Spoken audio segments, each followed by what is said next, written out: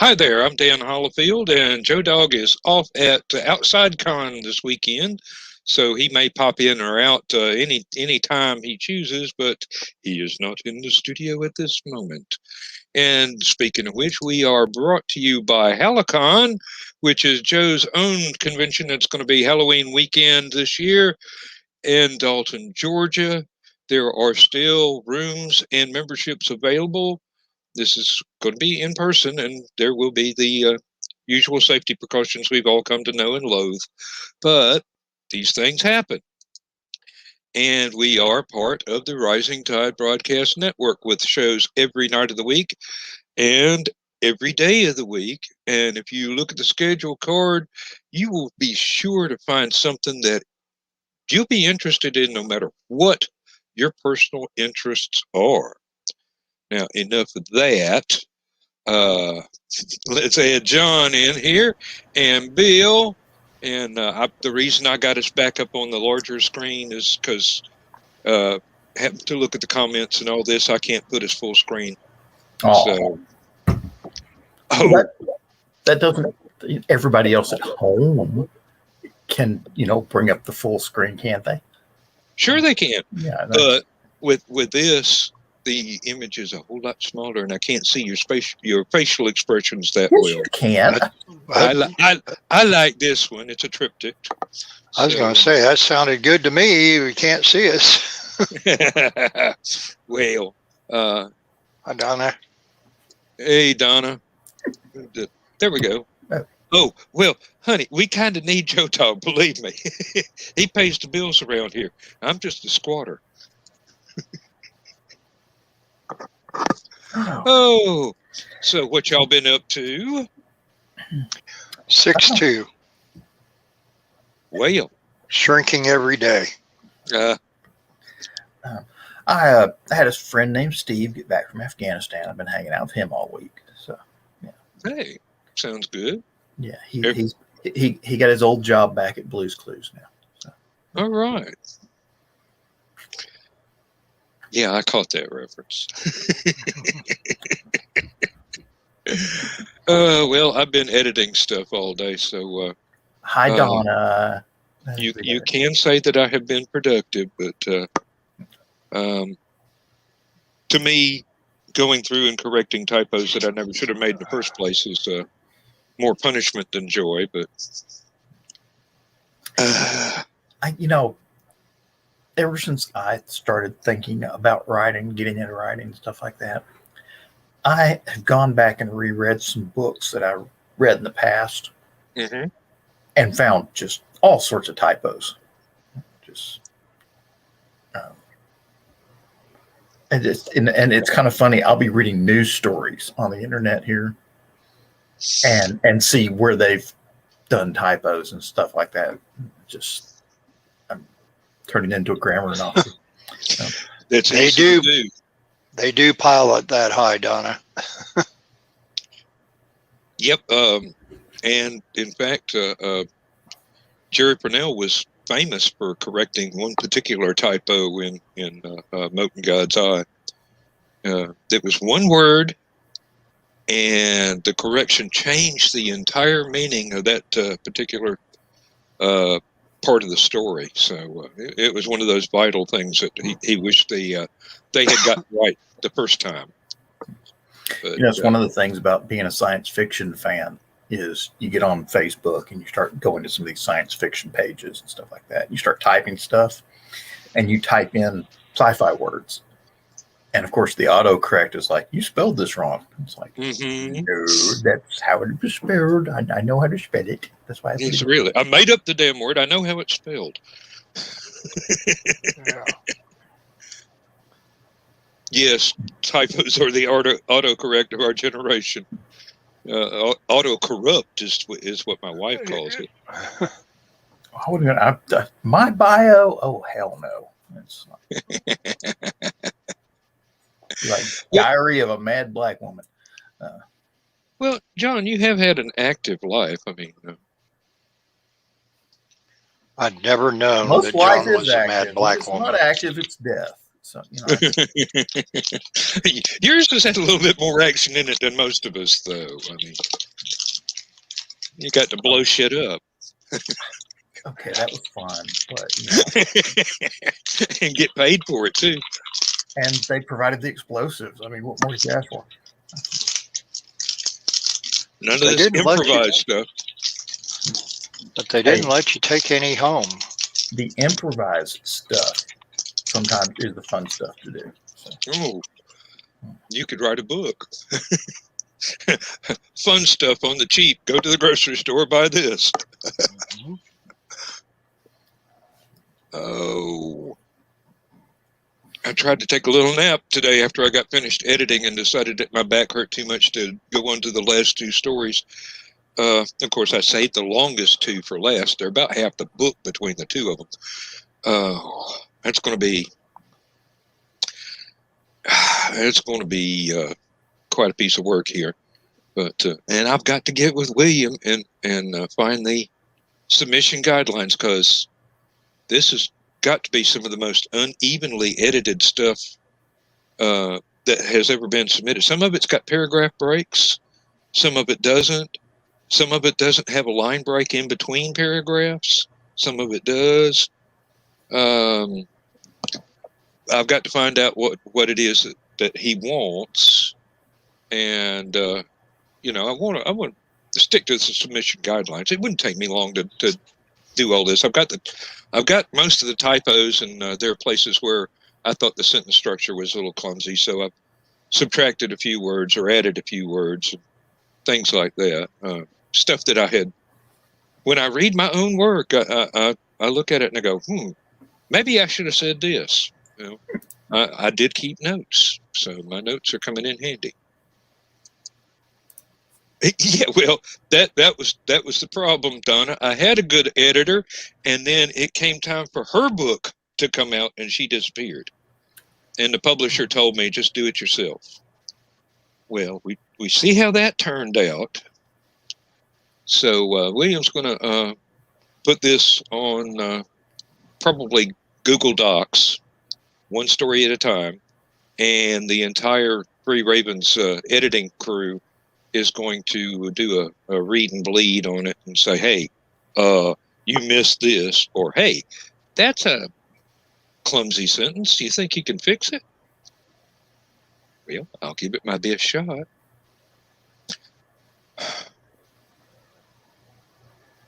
Oh yeah, that's completely true, Carl. Writing is so much easier nowadays. Word processor makes a whole lot of difference. I wrote the first outline of the first novel I ever attempted on an electric typewriter. No, it wasn't even electric. It was an old Underwood, and I went through 2 or 3 packs of correct type trying to get all the errors out of the first copy or so.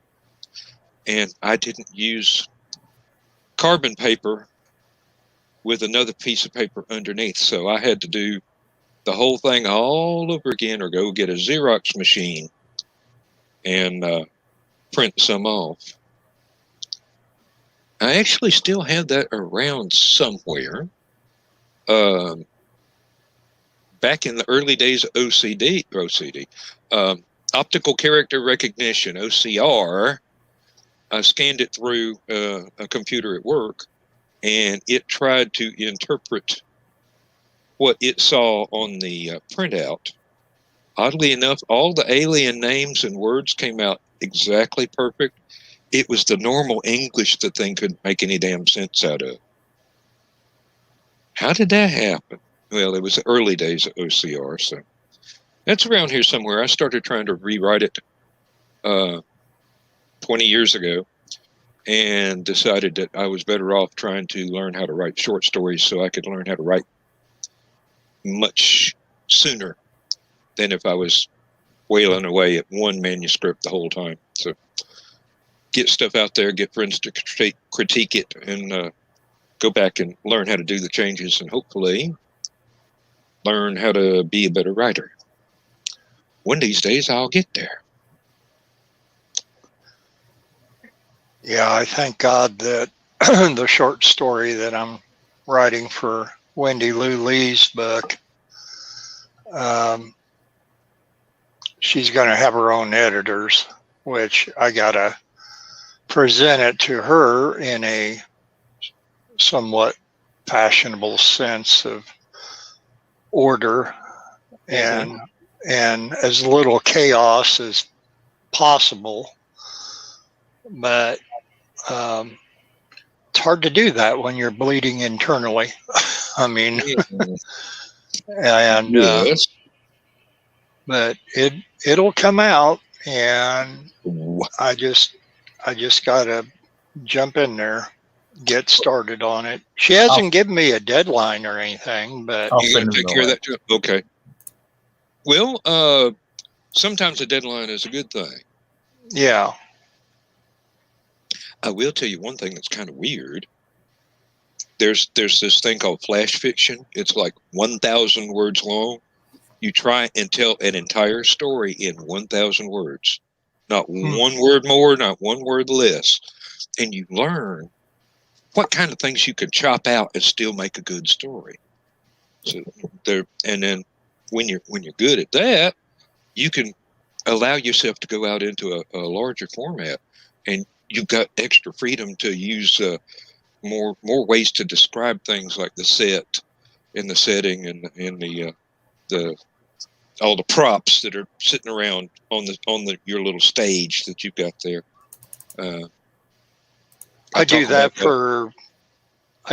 when I type in the comments for Brian on Nevermind the Furthermore. Yeah, try and say the most with the fewest words. No, I try to say the fewest with the most words. That way the thing goes all the way up and you just see the top part of his head. He looks like Wilson on Home Improvement, the Tim Allen's old show. Isn't there a character limit on this stuff? I'd hate to have to try and... I think it's... Oh, what did he say? Something like around 40 or 50 words, something maybe 90, something like that. But you've been caught. Oh, I don't know. I'll tell you what. We'll try it out Monday morning and find out. It's like, let's find it. It's like the Tootsie Roll Pop commercial, going to the wise old owl. Let's find out. Yeah. I remember those actually. And others. Lord, I remember the first time they put Schoolhouse Rock on the air. That was a long time ago. The world looks mighty good to me, 'cause zero is all I see. Yeah, I remember that one too. Whatever it is, I think I see becomes a Tootsie Roll to me.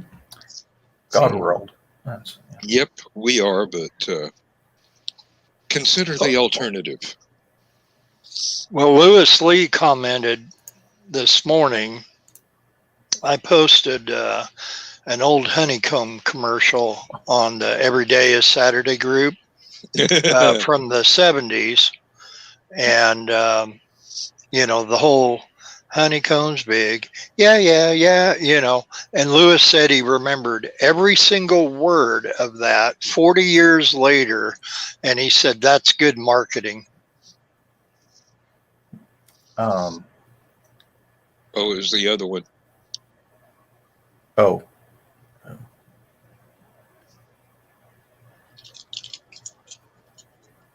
Oops, it's scroll back. Let's see. Here we go. There you go, Bill. No. This one's for you. Mm-hmm.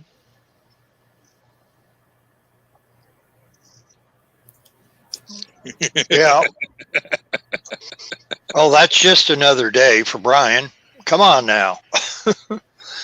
No, Brian, who was it recently within the last couple weeks that kept commenting on, I don't think you're reading my comments or whatever. And I'm thinking it might have been somebody with the name that started with the letter J that I shall not utter because he might appear magically.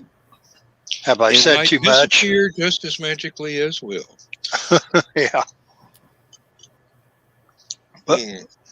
But he was really irritated that his comments were not being read, or he thought they weren't.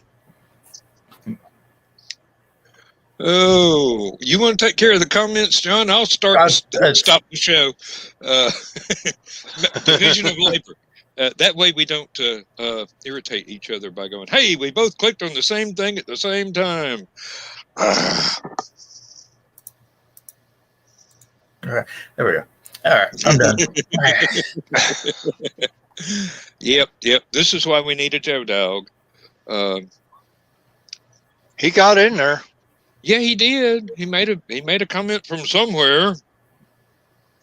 He made a Jerry Reed comment from Smokey and the Bandit, I think. Could have been. It went right past me. So I remember the boogity, boogity, boogity, but I couldn't remember what it was from. Well, you're right. It was from Smokey and the Bandit, but it was also Ray Stevens used it in his song "The Streak." Yes, I remember now that you've said that. Yep. Yes, I am a wealth of trivial knowledge. He did 2 boogities. Jerry Reed did 3 boogities, and Ray Stevens did 2 boogities. The man's right. I have a photographic memory. See, Brian K. Morris, you will learn something before it's done. It's like, just get them jabs in. We're going to get you a T-shirt that says that, Bill. Yeah. Hey.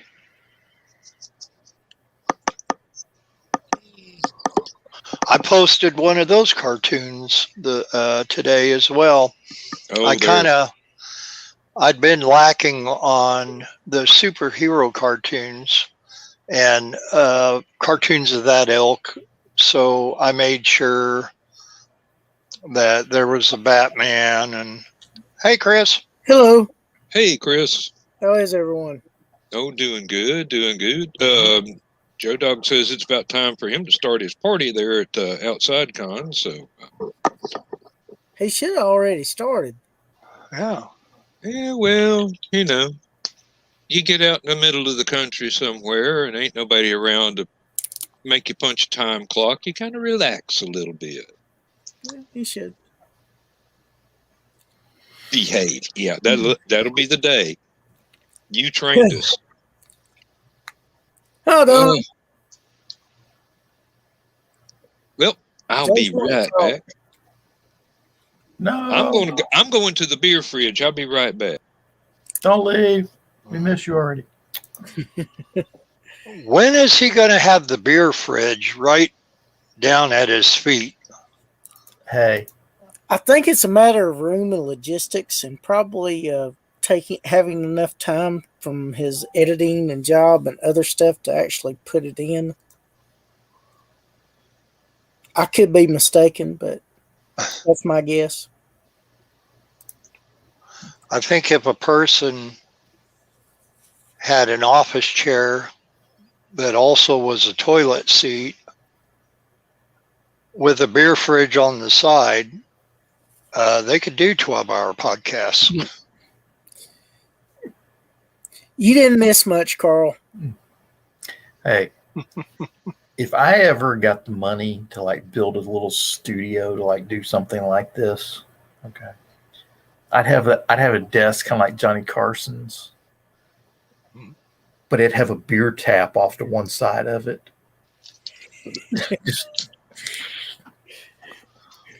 You go through a keg pretty quickly. Only if the show's good. Have the little wooden box of cigarettes that Don Rickles would come in and destroy for you. Broke his box of cigarettes. And the one I loved was when Johnny got back and figured out that somebody had broke his cigar box. He went over to Don Rickles' studio and had a camera follow him in there. I was like, what the hell did you do to my box? Yeah, Rickles was filming CPO Sharky, which was a series he was doing at the time. Mm-hmm. He was right in the middle of doing that, and Garson walked in just with the camera crew. What the hell did you do to my box? I'm sure that's on YouTube. oh yeah, actually, I will see it on not Me TV, Antenna TV. Oh, Antenna TV. Yeah, that's the one Carson's on. Oh, let's see here. Why did I wind up in the middle? Oh well, I've been part of a sandwich before. TMI, I know. Shut up. Only because Chris went off camera. Okay. What was his name? There you go. Bob Newhart was hosting Johnny's show while Johnny was on vacation. And Don Rickles was a guest. And Don Rickles was playing around with Johnny's cigarette box and broke the cigarette box. Ooh. So Johnny comes back. Or Johnny comes back, finds out his box is broken, takes a mobile crew over to Don Rickles' studio and calls him out on it in the middle of Don Rickles filming his show. And that's the one thing that Antenna TV doesn't show is the Tonight shows when he would have the guest hosts like Bob Newhart or Bill Crosby, or I think even didn't Burt Reynolds co-host a couple times or guest host? Joey Bishop was a frequent one. Yeah. David Brenner did it a lot. Yeah. Joan Rivers. Yeah. Right. Did a few up until she made some kind of mistake. I don't remember which, although I was watching it that night. So, well, there was a big feud. Say a feud. It wasn't really a feud because it was purely one-sided. When Joan Rivers got her own talk show, she didn't tell Johnny about it ahead of time, and they've been very close friends. Her first appearance on there and everything was very early on after Johnny took over. mm-hmm. And anyway, I guess Johnny was deeply hurt about it and was really mad at Joan Rivers, and the rest of his life he never made up with her, and I guess that hurt her beyond hurt. And that I've heard her talk about it in an interview a couple times about 10, 15 years ago. And simple as that, she just, I guess if she would have told him a little bit ahead of time instead of him finding out how everybody else did, yeah, it would have been a different story. But well, you don't really, it's sitting there and watching the shows, you don't think that there's going to be any kind of rivalry between them, as long as they're not on at the same time on different networks or whatever. But evidently, personalities do come into it, and people are on occasion proud and ornery and cantankerous and whatever. And I don't also signed a non-disclosure agreement that kept her from saying anything. Well, that's right. probably right too.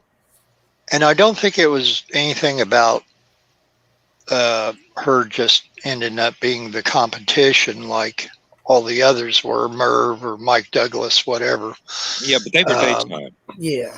They were daytime. What was not David Brenner, the other David guy? Letterman? David Steinberg, I think, was David Steinberg. Yeah, he had a nighttime on there quite a bit. Yeah, Letterman had his own show. I remember when Johnny had announced his retirement, and there was all kind of speculation that the Tonight Show was going to be turned over to Letterman.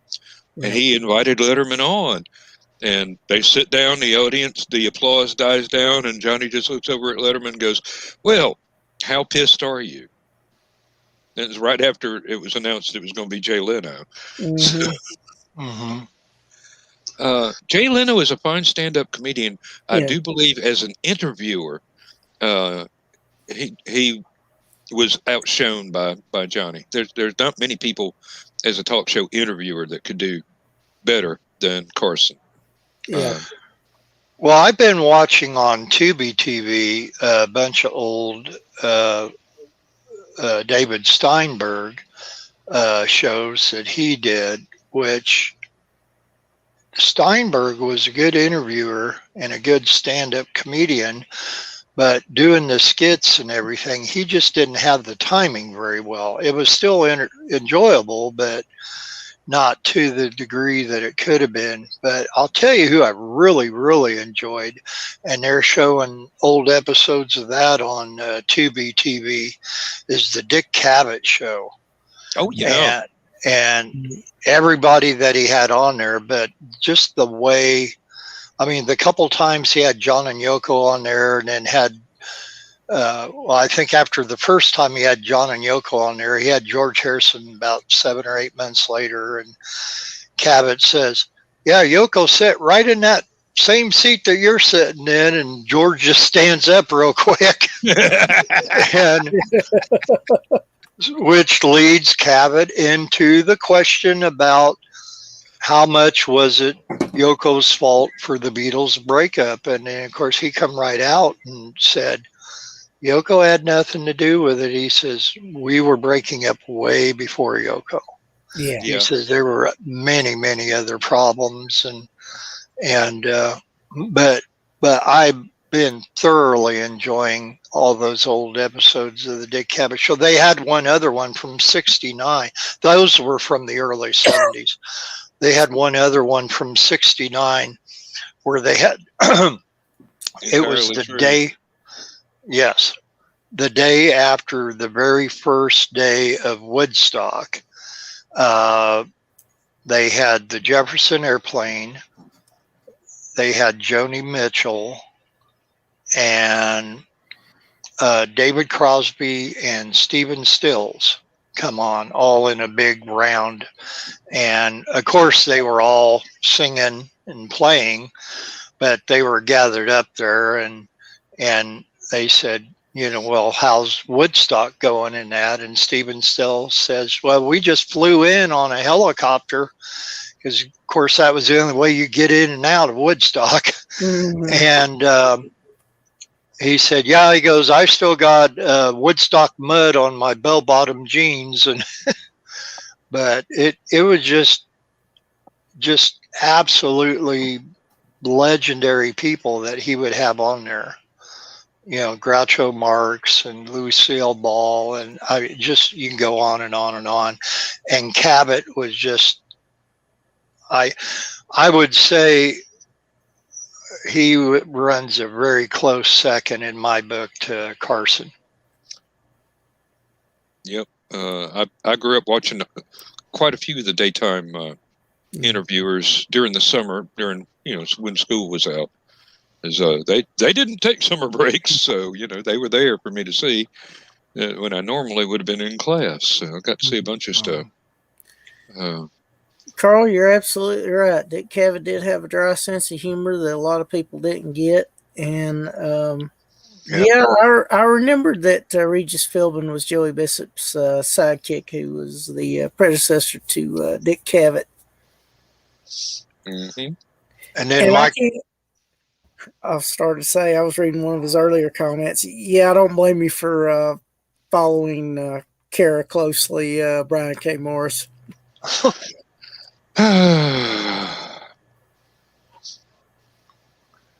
You can't get too close to her for certain physical reasons, but yeah. Oh, wait a minute. This isn't the green room. Strike that. True. Oh, thank God we're not live. But but we are. Oh, We'll fix that in post. and yeah, And if you believe that, you'll buy this one. We'll edit that out. And, Yeah. but no, speaking of sidekicks, wasn't one of Mike Douglas's first sidekicks Arthur Treacher of the famous Arthur Treacher Fish and Chips? You could be right. I don't remember, but that sounds right. I've seen a couple old reruns of it. Yeah, I bet Brian would know. Brian got my joke, though. Yes, the restraining order is not a suggestion. Yeah. Right.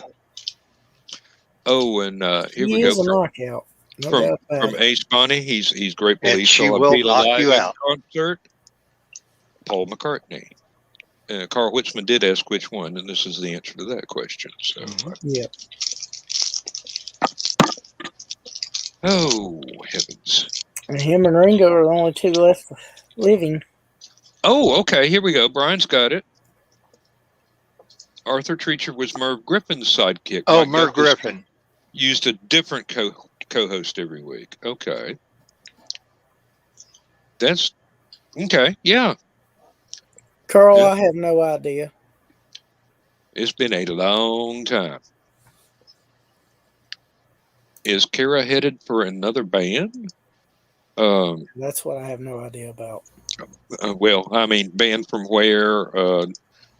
We've got intimate conversations going on here that have nothing to do with us. So Is Kara getting the band back together? I don't know.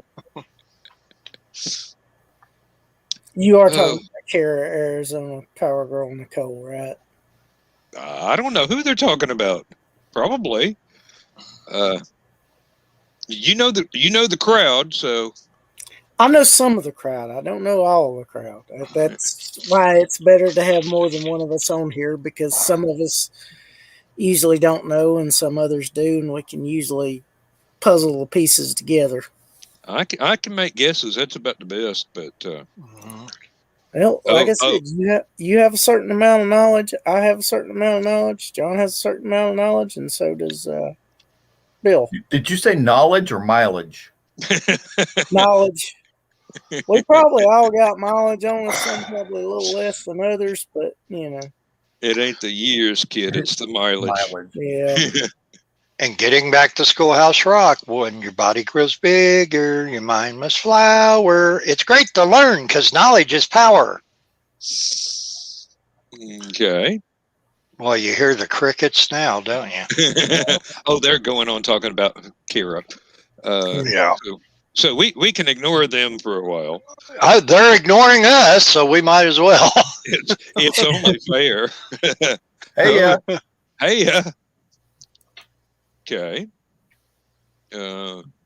One of these days I need to learn that language, but right now I think I need to learn how to use the band hammer.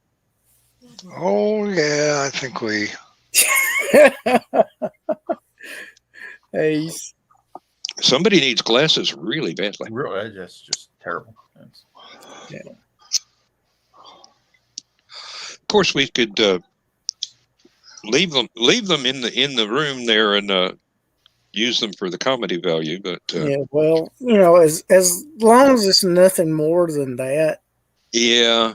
I can live with it. If it gets too ridiculous, you can drop the band hammer. Carl, I don't figure out now. Yeah, I don't have a red alert, Carl, but I got the bat signal here, so.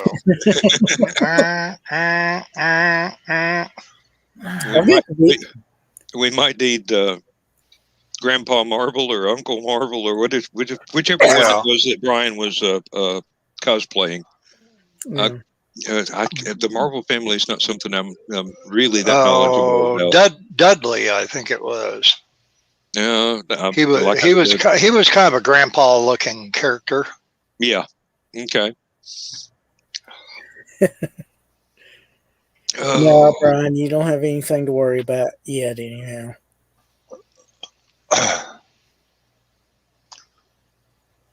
Oh. Don't worry about Mjolnir. Wait a minute, I can ban people here. Yes, you can. Yeah. I'm not worried about Mjolnir. I've got the Desert Eagle. Yeah. Oh, I still remember that line from I think there we go. Brian, answer the question. You got it, John? Uncle Dudley. There you go. Yep. I knew it was Dudley. Something. It was not one of the magazines that I read that often. I'm acquainted with the character and some of the backstory and everything, but that was not one of the ones that was on the newsstands where I lived in East Tennessee. So, And that was another cartoon that I had on this morning on Every Day is Saturday was the 1981 Shazam that Filmation did. And often you would see Uncle Dudley in that one, as well as Captain Marvel Jr. and Mary Marvel. mm-hmm. Got to see Black Adam in there a couple times. That must have been fun, yeah. Then, of course, CBS, their kids lineup on Saturday had that live action Captain Marvel with the Winnebago. Yeah, that was my favorite. And Winnebago of Solitude, yes.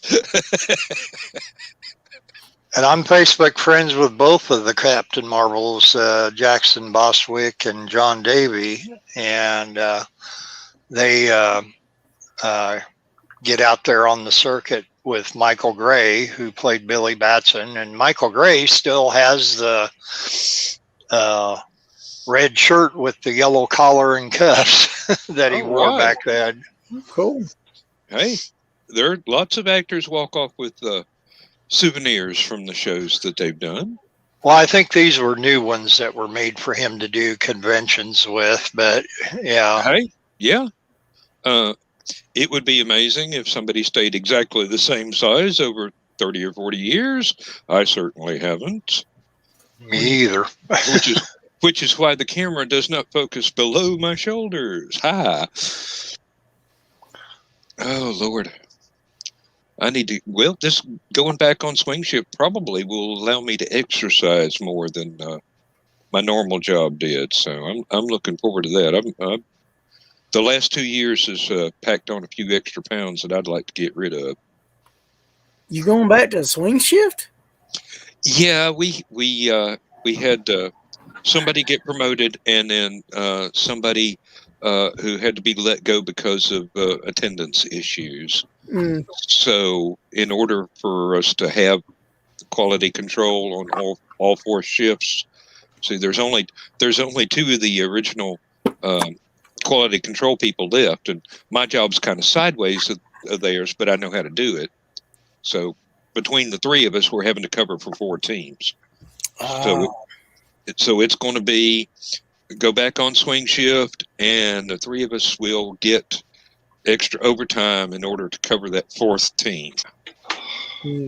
So, and we're hoping that the company can get the replacements, the people bidding up into the jobs and get them trained and everything. But because it's only temporary. Well, it's supposed to. Apparently, according to the union contract, if it goes on past New Year's Day, then there's some big fines going on. Ooh. So yeah, they need to get out of that. So no matter what, December 31st it ends. Donna, you can Donna, wrong show. Donna, this isn't the green room, honey. Yeah, you can thank Aerosmith for that. Yeah, I was gonna say we could talk Aerosmith. Mm-hmm. Oh, wait a minute. Let's see. Okay, there's that one. Okay, and then there's this. There's Donna's reply. If this was the green room, I'd have a perfect comeback to that. John, can you put up the logo for that song by Aerosmith without getting the logo? We might could get away with. We can't play. We can't play the song. So I just mean a picture of the song. Which song? Big 10-inch record. I'm sorry, I can't hear. Big 10-inch record. Oh, That's an actual song by them. I've heard. I know which song you're talking about now. Yes.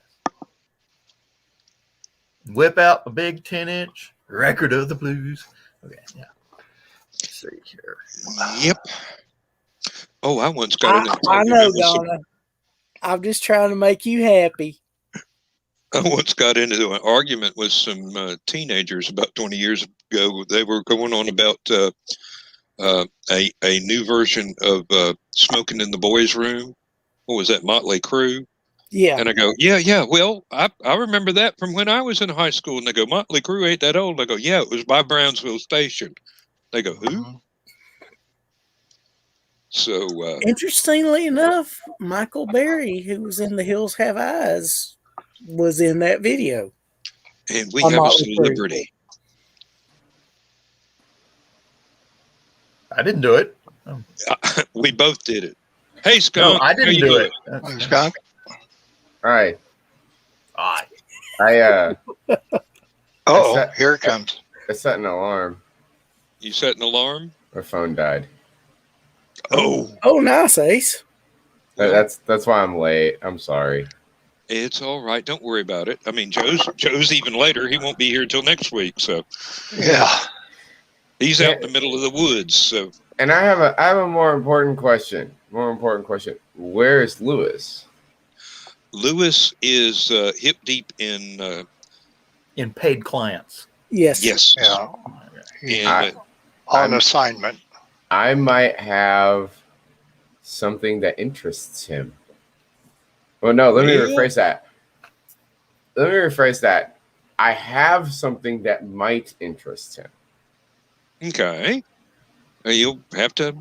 Well, you know where our particular chat room is. Oh, I'll so let him know. I'll let him Yeah, know what it yeah. is. I'll let him know what it is. I'll tell you guys too. And no offense, John or Chris, I don't think this is really going to impress either of you two. Dan and Bill, it might, Okay. if they know what it is. Well, there's the $1 million question. Yeah, it's a Sony AVC 3200. That number sounds familiar, but Yeah. Can you Is that tell isn't us that a a little camera? more? isn't that a movie camera or is that a mixing console? Well, you're close on both, but no cigar, Dan. It's a professional broadcast television camera from the 1970s. Oh. Wow. Whoa! Yes, but it That's only shoots in black and white. Hmm. So this Well, was a Nothing wrong with that. Hey, he might want it just for doing his. Oh yeah, there you go. I figure Oh, I remember. he might those. want it just Now, for Brian. how it's a piece of history. Yes. Yeah, he And do his, and Oh, yeah. do I his didn't. documentaries and his historical pieces. There's no way you could use it for that. Oh, It's too unportable. This isn't a camcorder. This thing is No, designed to be. Put it It's, on there. No, Good night, this is Brian. one You of the can't even ones do they that. put on the. Oh, really? there's no no, battery. these are the ones you have on the dolly on stage. I mean, Oh. I remember exactly what they look like from seeing some of the back screenshots of some of the chat shows that they would actually show the cameraman moving in and out and switching back and forth. I'm pretty sure Brian or David Carroll would be interested as well. Mm-hmm. So here's the thing. I told my dad, who's the one who's actually he's holding this thing for years. Mm. And I told him, I said, I unfortunately have no use for something I can't take out on the field. But this is a piece of history because I just don't want to throw it away. It should go to somebody who's actually going to care for it, or it should go to a museum. And I'm like, I said, well, I mean, I know somebody in broadcasting. been in the industry for a really long time. He might know exactly what this camera is and know what it's worth. And my dad was like, I know what it's worth. I'm seeing what they're going for on eBay. That's not the question. I was like, I think I got you. Okay. You want to know, you just want it to go to a good loving home. That's basically what it is. He goes, yeah. Like, all right. Let me ask him if he wants it. And then he goes, this is why my dad's awesome. This is why my dad is hilarious. He goes, if it's you or if it's one of your really close friends, I'll give it to you for free. Anybody else, charge them $50. That's So is this camera, does it have a history, maybe with a local station or anything? Do you know that? Not with a local station, hell no. Or, well, with any. I mean, I have no idea. I really don't. I don't think my dad can barely remember.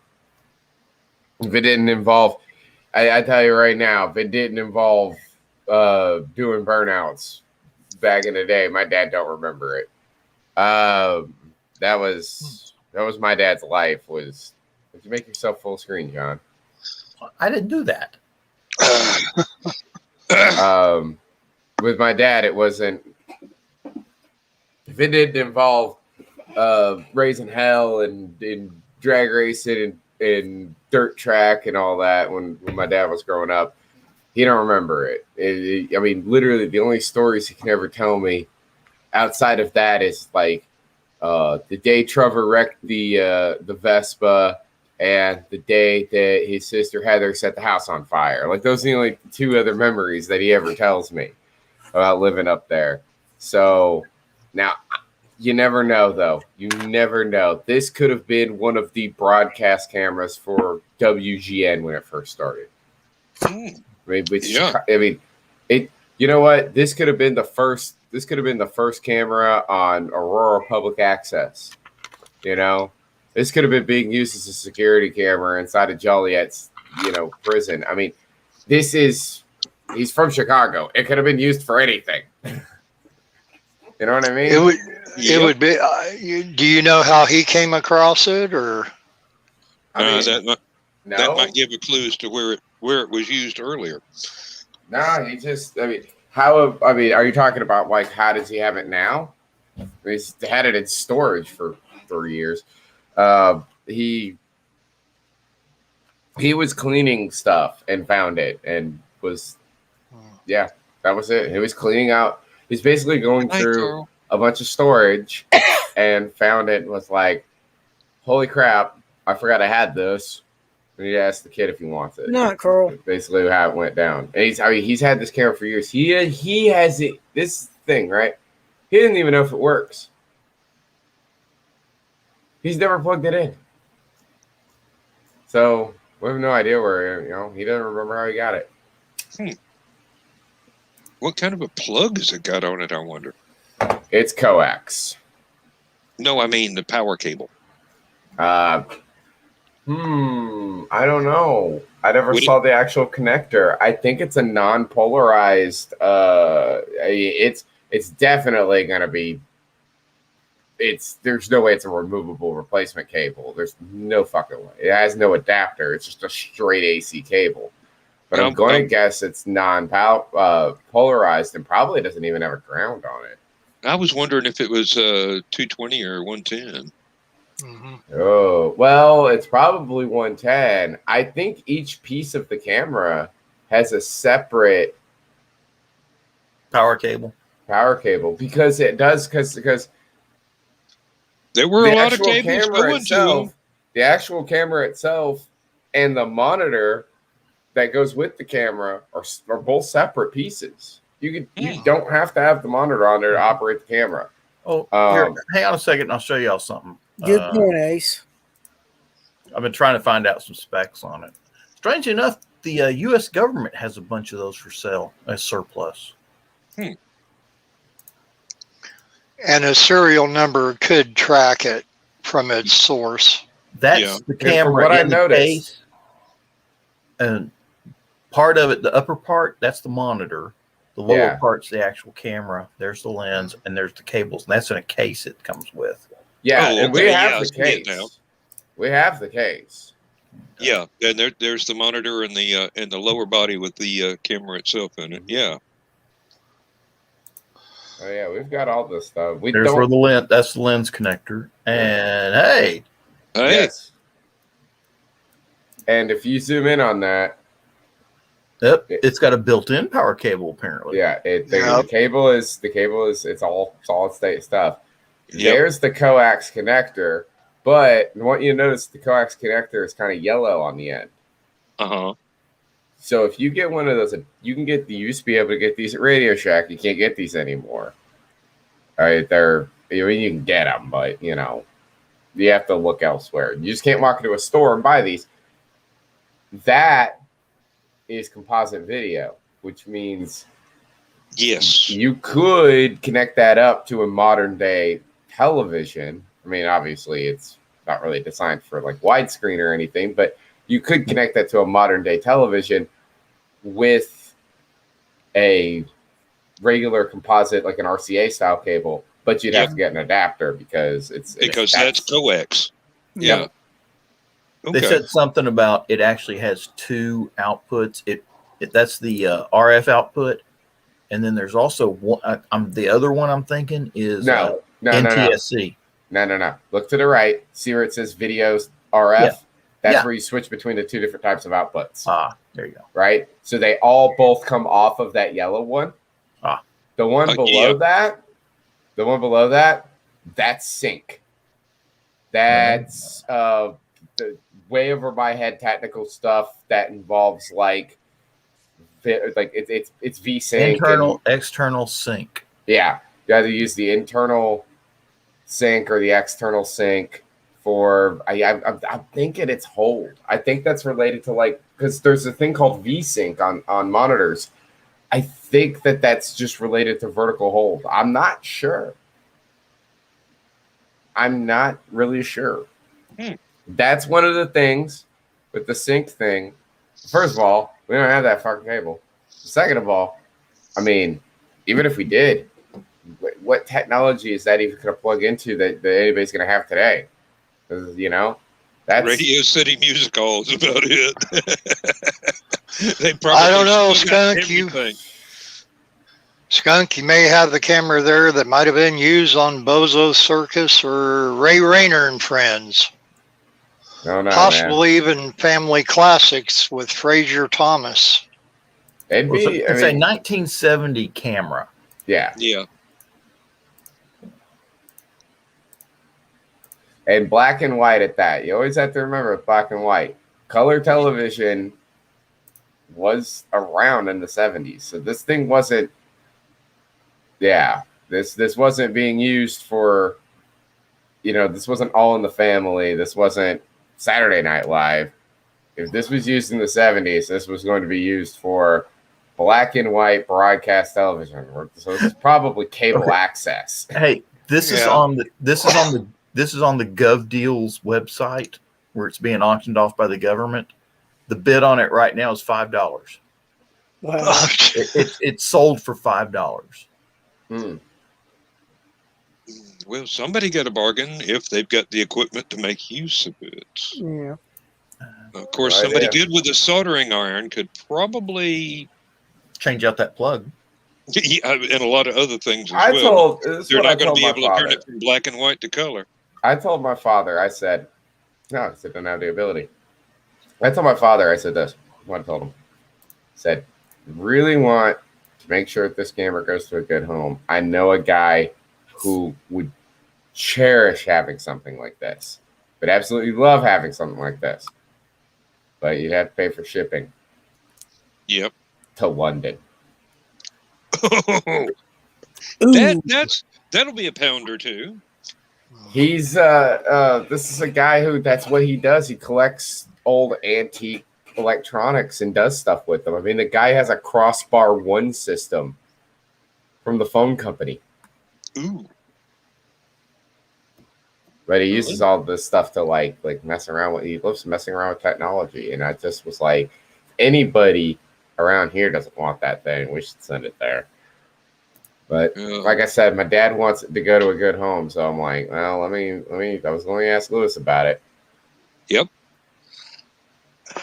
I would say Lewis definitely deserves first refusal.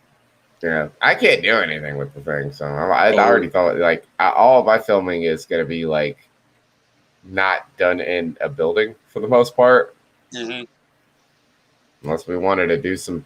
It would be really weird to use that for the wrestling shows. It would be old fashioned. I can remember. There we go. Some of my uncles. That could have been what it was used for, Bill. Yep. Could have been. I can remember some of my family watching wrestling back in East Tennessee. And it's Mr. Wrestling versus Tojo Yamamoto. Yeah, we used to watch All American, or let's see, I think it was called All American Wrestling on WTTV Channel 4 out of Indianapolis, Indiana, and they had Dick the Bruiser and his cousin the Crusher and Baron Von Roski and Pepper Gomez, Cowboy Bob Ellis, all those. And there was a lot of it that was in black and white, even all the way up through the early 70s. But, oh, yeah. Yeah, a lot of arenas probably couldn't afford to update their cameras and stuff from black and white to color. Yeah, but I would hazard a guess if it was used for anything, being a black and white camera from that era, it would probably, well, like you said, skunk, cable access, or probably local news or something like that. That would, yep. You know, I said, it might have been used at WGN. We have no idea. Yeah, or WLS or one of, WBBM. It wasn't built in the 70s, right? It could have been used for a lot of things for a lot of years before it finally got wound up in a warehouse somewhere. Who knows? Yeah. Was it Ace that said you could trace the serial number and see? Ace said, I wonder if the camera had, this is what he said. I wonder if the camera has a serial number we could track where it came from. And it does. All those cameras do. And the serial number is on there's a metal stamp that's riveted in on the back of it. And then on the stamp is the serial number. And then it has one. They all have one. But one of the ones I saw at eBay, like the serial numbers go all the way up to like 65,000, probably higher than that. So they probably or not 65,000, 650,000, and probably even higher than that. So there's a good chance that the serial numbers could be for hundreds of thousands of cameras, and possibly up to 1 million. It might be hard to trace all of that shit. Hey, Skunk. What if that camera was used for something like the original Godzilla movies? I mean, it does say Tokyo on Chicago. It. You never know. That kind of stuff might have ended up in Chicago. You have no idea. Or think about this. I mean, think about this for a minute. What if this camera was used on the Ed Sullivan Show? Yeah, that would have been. What if this camera was there on the last episode of the Ed Sullivan Show? How cool would that have been? I don't know. This show was in color from the mid '60s on. See, that's what I'm talking about. Like, color television was already big in the '70s. I have no idea what this camera. Oh, it was big. It was big in the mid '60s. I mean, you remember Batman and the monkeys and all that. It'd say Batman in color, and everybody made that transition about 1965, 66. So if you think about it, the ones that could afford it did. Think about this for a minute. Then, if this came out in the 70s, this could have been a home video camera that was designed to be hooked up.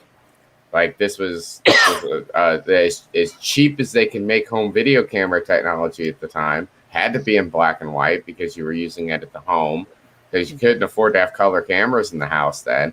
You had to hook it up to a VCR in order to use the thing to be able to record. And you had special, VCR you had to hook it into. for it to work. You never know. This camera could have been used to record the first Chicago pornos. This is Or true. not It the would have first Chicago pornos, Yeah, but it could or- have been some of the Chicago pornos. Some sort of gangster-related stuff. been, You never 2-inch know. wide videotape. Yeah. You never know. You never know what this camera could have been used for. But I think it's just really super cool. And like I said, if I wanted to give it to anybody to use or just to archive, just to keep as a piece of history. Like I said, I was gonna ask Lewis about it, but he ain't here. So Yeah. Could wind Did up you in ever a nice just- museum piece somewhere. Did you ever just try to Google the serial number skunk and see if anything come up that leads where it came from and who bought it? And no, because I don't. Like I said, I don't actually have possession. My dad has it, so I don't actually have possession of it. I saw it when I came. I saw it for a brief second. I went to my dad's house for a minute just to grab something for work, and he wasn't even home. And I'm going inside. And as I'm going in the front door of the house, I look down and I'm like, why the hell is there a camera bag here? It looks old as crap. And I just kept walking. And all I could think was like, why does my dad have like an old 80s? I thought it was an 80s camera. I didn't even look at the camera. I just saw the bag and I was like, why does my dad have an old 80s video camera? Like, that's the only thing I could think it was. It was like, did dad find this at did he grab it for me? I have no idea. I didn't touch it. And plus, it was sitting outside, and I was sitting there thinking, I was like, nobody's home, and this camera bag is sitting outside. There must not be a camera in it. Because why would it be sitting outside? And then he called me about it a few hours ago. So, yeah, it was weird stuff. Crazy world. Yeah. We do lots and lots of things. My mom's got a bunch of antique furniture that we don't know what to do with because there's no room left in the house to put it in there. She's got it stored in a shed, and I'm going, that can't be right. Some of this stuff is too beautiful to be stored, but it belongs to Mom, so... yeah, that can be a lot of mold end up getting on that antique furniture Well... in a shed. I'll be right back. When we got, I think some of you saw the barrister bookcase that It's nice. Laura got for me from the estate sale that we were working at. It had a little bit of mold around the base of it, which we were able to take care of pretty quickly. But yeah. there was some pieces of furniture that were really difficult. They were in a certain room that got flooded, and we were cleaning it, looked good, and we wondered when we came back in the following morning to do more work to prepare for this sale, if it was still going to be looking good or if that mold was going to magically reappear again on it, It's just like true. we were just covering it up instead of cleaning it off, but we actually it cleaned it off. But Yep, we've had a terrible problem with mold growing on mostly leather jackets and holsters and things like that around here. And Lindsay's gone crazy trying to keep the house clean. We actually have to leave one closet door that connects up to the bathroom. Have to leave it partially open instead of all the way open because it would be up against the tub if it was all the way open, and the back of the door would just be covered in mold in like 3 days. We've repaired all the plumbing, and we've got a new roof, and we've got a dehumidifier cranked up several hours a day trying to get the moisture out of the air. But this is Georgia. The air is like you could walk outside and slice it and put it in a bucket. It's got that much water in it anyway. Humid is a mild word for what it's like around here. Yeah, we did those Civil War reenactments in Resaca, and I remember the humidity, thinking, okay, after it gets dark, it's going to get better, and then camping out up here is going to be a whole lot more pleasurable. No, it didn't happen. No. I remember several Liberty Cons where the humidity was really extreme, and it's right there by the river. So yeah, that makes sense. There's several little bitty rivers around here, and mostly it's just the air gets super saturated very easily. So stuff just kind of you have to constantly clean stuff in order to keep the mildew and the mold at bay. It's not fun, but it's a necessary part of owning a home. Yep. And if you got antique furniture, you don't want it anywhere where it's not somewhat temperature controlled.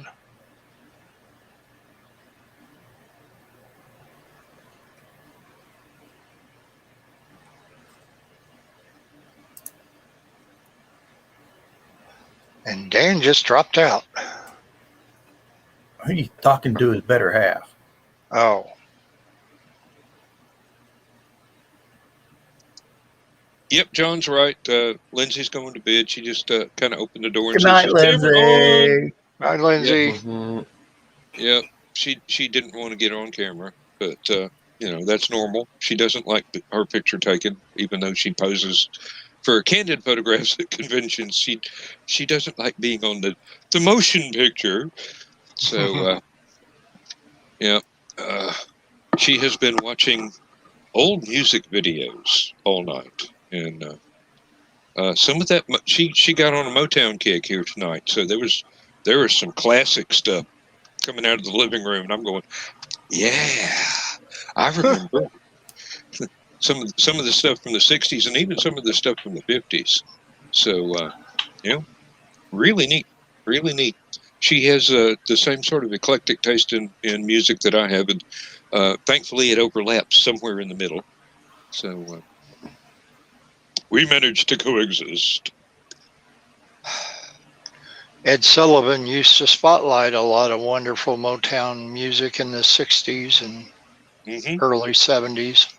Yeah, she was asking, didn't segregation affect the Ed Sullivan Show? Was there a policy of not having black artists on it? I'm going, honey, I don't remember, but I don't think so.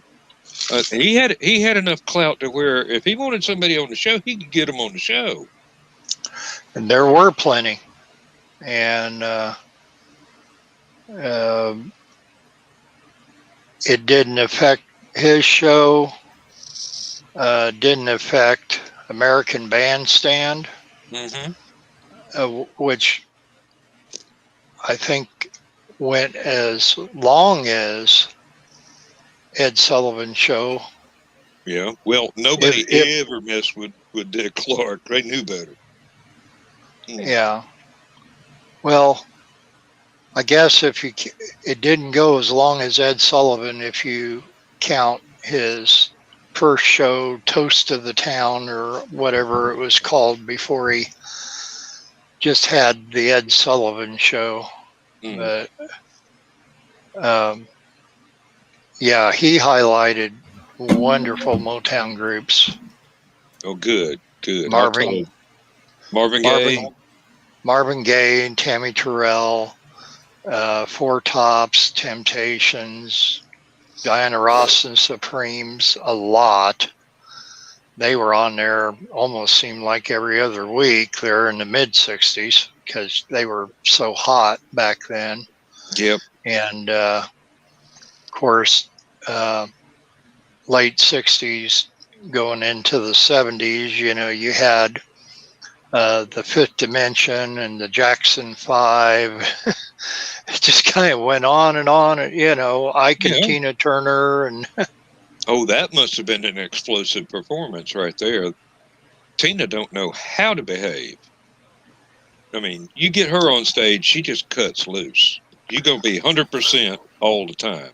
That's basically back when she was kind of go-go dancing on stage whenever she was on Sullivan or one of those shows. And that's what it reminded me of. She had the hair and the outfits and everything. It just, non-stop energy coming from that woman. She has kept that up. There's a few segments of her shows even now where she goes at it with the same energy that she had as a very young woman, and then she slows down a little bit because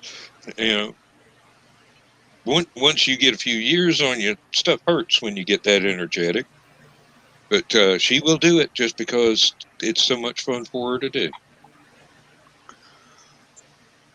Well, MeTV hosts the Best of the Ed Sullivan Show on Sunday nights. I believe it's at 9 o'clock Central Time. I could be wrong on that, but roughly around there. And the last couple of weeks, they've been highlighting a lot of segments that the Rolling Stones were on because of the passing of Charlie Watts. Yeah. And oh man, was wonderful music. And there was the infamous appearance that they made where they were going to sing "Let's Spend the Night Together." Ed Sullivan said, no, you can't say such things like that on American television back then.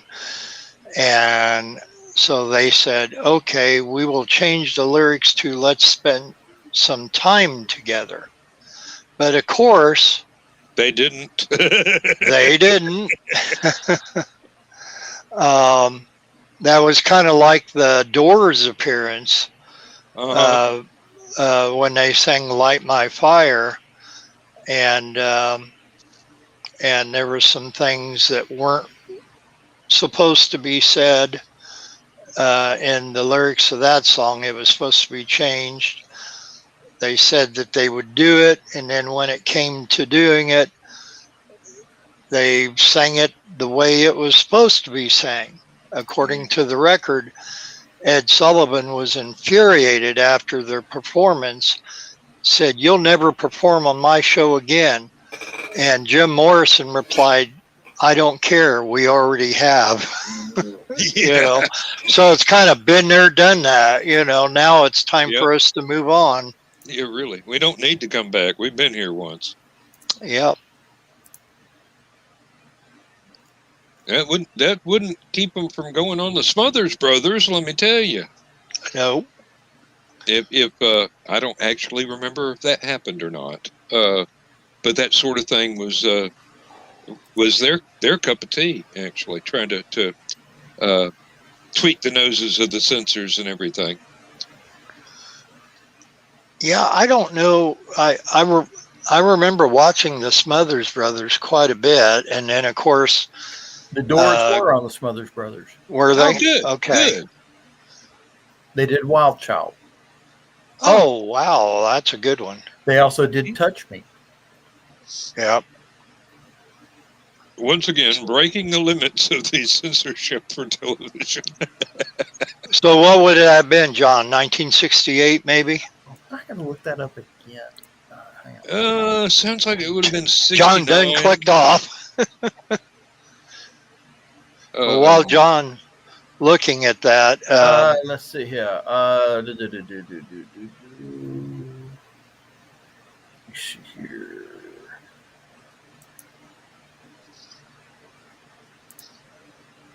One day we'll get John a laptop just to sit there next to his normal computer so he can Google on the laptop.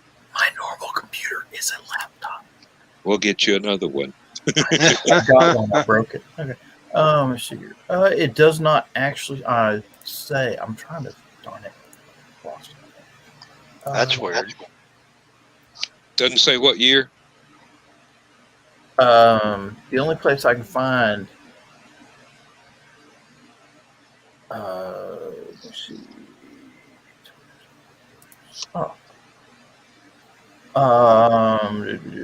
December of '68. Oh, okay. taping date was December 6th. The original broadcast was December 15th. And no, it was in color and it was out of Los Angeles, so it wasn't your camera, Scott. Ah. We got Joe D. McPhee in the house. Hi, Joe. Hello. Yeah. How you doing, Joe? Oh. And to quote another song, ramble on. Speaking of music, Iva got an update. Oh. If you guys don't know what Iva is, it's a AI composer. Oh. Like, basically what you do is you feed this thing music, or you can tell it to try to come up with its own song based off of certain parameters, and then you can make it spit out songs. Okay. Right. I'm familiar with one where you could put lyrics and some kind of either sheet music or just hum a few bars, and the AI will sing the lyrics to whatever sort of music you've given it. No, this is a totally different thing. Totally different, yeah. Now, before their latest update, Iva could only do MIDI files for influencing. Mm-hmm. So you would take a MIDI file, you'd put it in there, and okay, I can recognize the notes out of this and try to create a song. And sometimes you'd get weird results, but most of the time it was pretty accurate. Then you could hear where the influence came from. And so I decided, I was like, I'm gonna mess around with this. And I had a lot of fun with it. And at first I bought the subscription package to where I could get more downloads. Then I figured, I'm not really using this as much as I thought I would. So it'd be better for me to just go ahead and drop it for now until I need it. Yeah. Well, the latest update added in a new way to upload influences. MP3s. Ooh. So I decided to try this out out of curiosity to see what would happen. The first song I decided to upload to it was one of the songs I've been a bit obsessed with lately, I'll be honest. This is such a good song. It is Willie DeVille's It's So Easy off of the Death Proof soundtrack, right? And this is just, it's a good distorted guitar, rockabilly, blues sort of song. It's real fast. It's the kind of thing you would, get into a old muscle car and go flying down the road in. It's a good, solid song. Sounds like my teenage years. Oh yeah, it's a good song.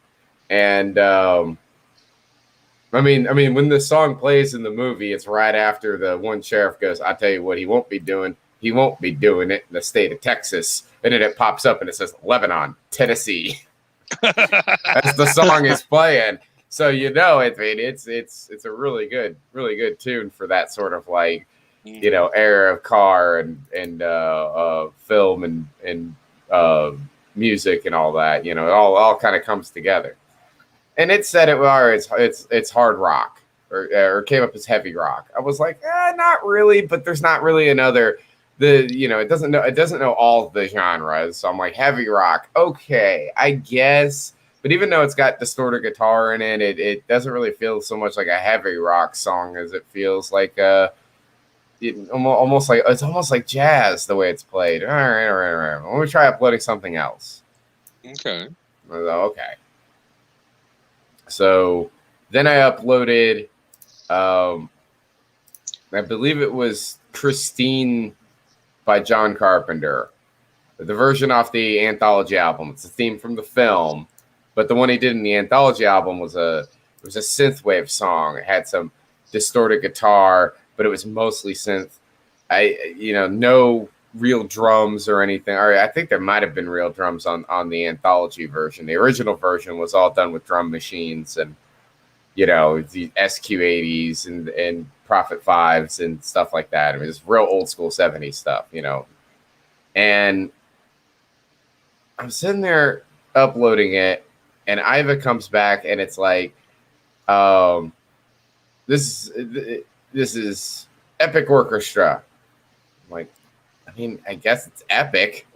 But orchestra, not really. There you go. And what else does it say? It's 120 beats per minute, and it's in 6/4. Like this.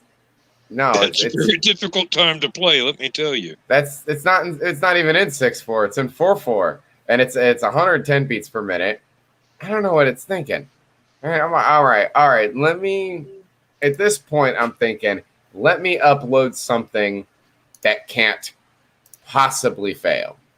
I'm like, let me upload something that this thing is going to recognize as whatever kind of music it's supposed to be. I picked a Jay-Z song. I'm like, this thing should automatically recognize that it's hip hop. That's rap music. It should know. And it came back and said that it was an upbeat pop tune. And that's what I was. I don't think this thing knows the music. I mean, I get it. It's an AI. It can't. It doesn't have a human ear. It's only going off of what people have programmed it for. But it's like, okay. Once again, I need to try something that can't possibly fail. There's a song. This might be a typo on the CD. There's a song from a film called Free Flag. And I think that's a typo. Like I said, it's a weird typo on the CD. Or maybe they meant to call the song that. I have no idea. It's the freeway scene from Wes Craven's New Nightmare by J. Peter Robinson. Okay. If anything was going to be epic orchestra, it would be this. I mean, it's all orchestra. It's loud and bombastic, and it's got toms, it's got timpanis, it's got horns and strings, and it's way out of control. It's a roller coaster moment because there's a woman that's had their Langan camp chasing her 5-year-old child across a speeding freeway, 6-lane highway, trying not to get hit by a car, while dodging semi trucks and stuff. This is an LA freeway. These cars are flying past. And of course, you have Freddy coming out of the sky, picking her child up with the claw, dangling him in front of trucks, and the army of Freddys that come over the hill trying to hunt this kid down. And of course, he's the only one that can see what's going on. She's, seeing all this stuff and trying to save her kid. And it's just an amazing sequence. And I uploaded it. I'm like, it has to know this is an orchestra. There's horns and like I said, there's all sorts of instrumentation that's going on here. Not a single guitar in the whole entire piece. This was a live orchestra. And it got labeled as clean rock ensemble.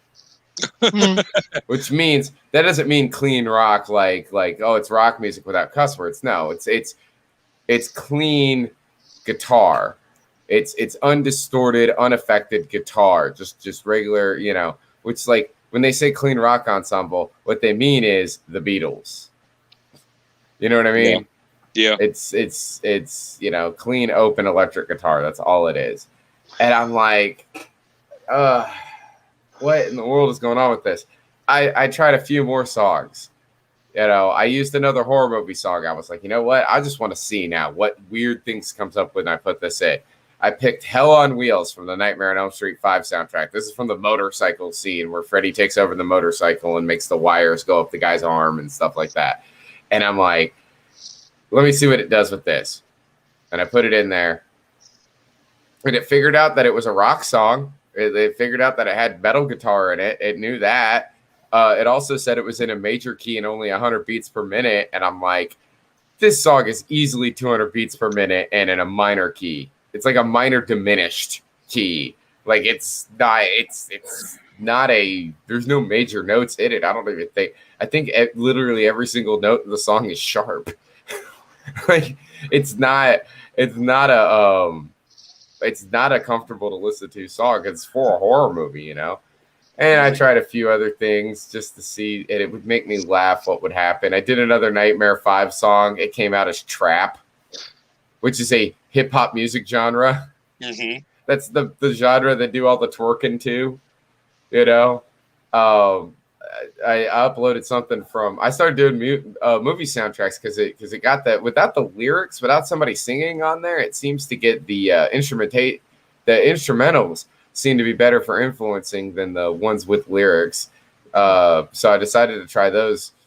I uploaded a song from Final Destination 5, and it popped up on Final Destination 5, and it was, hey, it got it right. It was an epic orchestra song in E minor, 105 beats per minute, 4/4. This might actually work. Let me try another song from the same movie.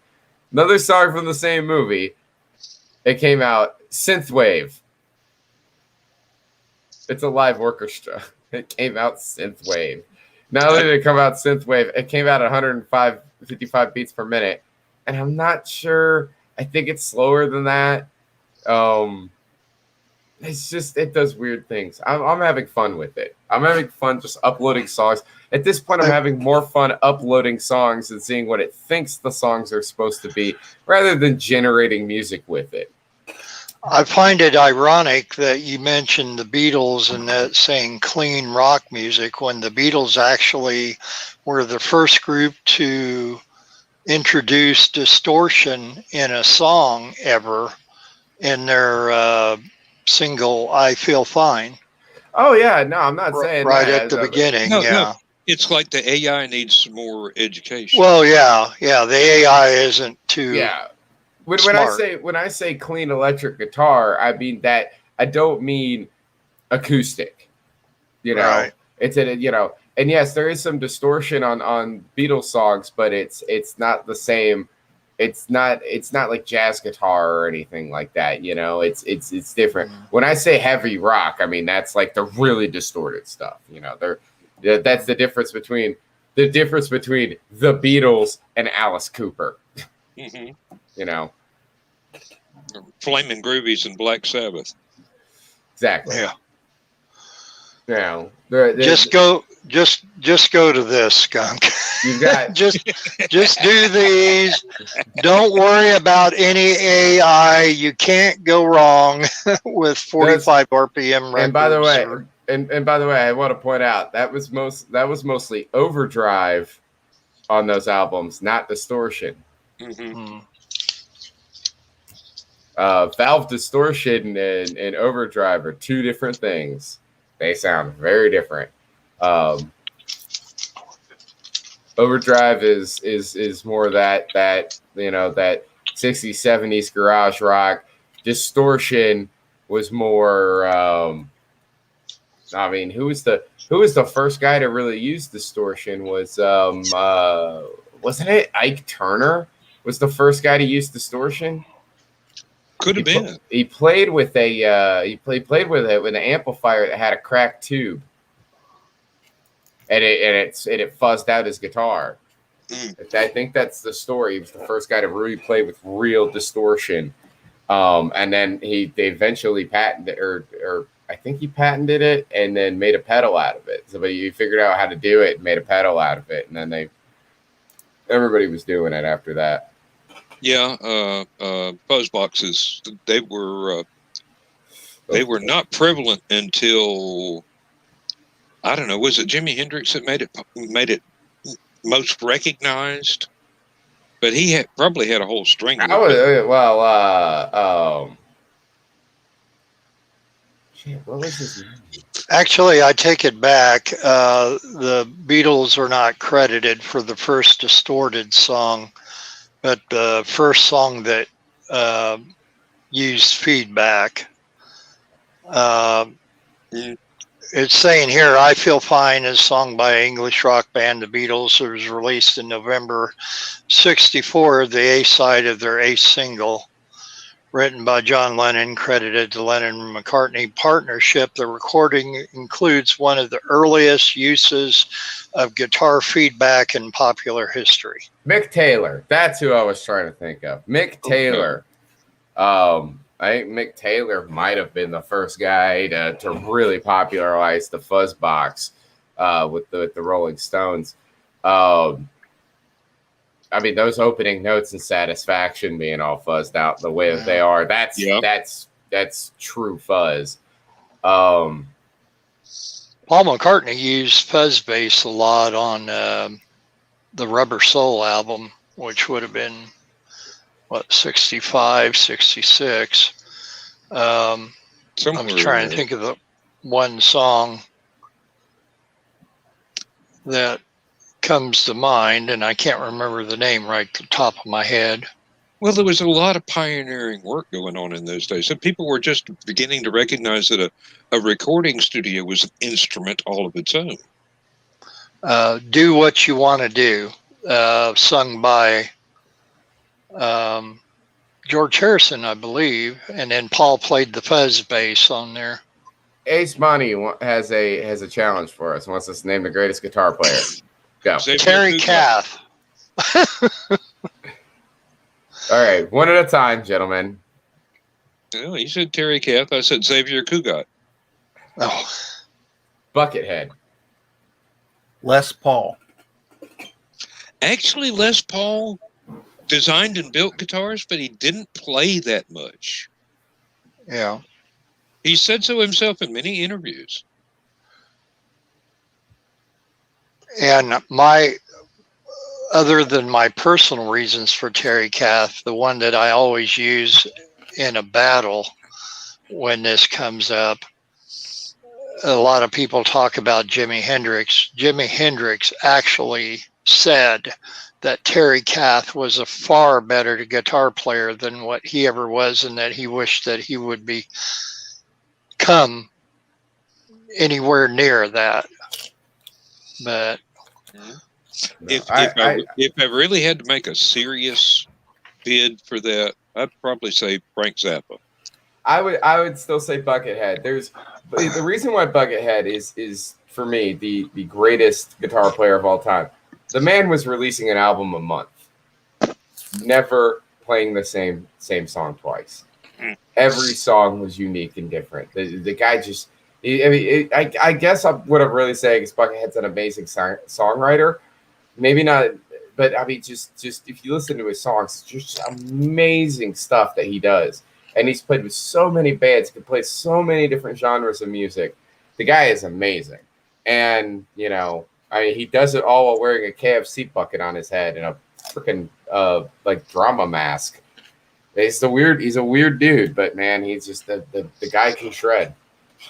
Well, there's a lot of folks out there that depending on the style of music you most prefer, they would just leap to mind. My problem is that I have such a eclectic list of interests that could be anybody.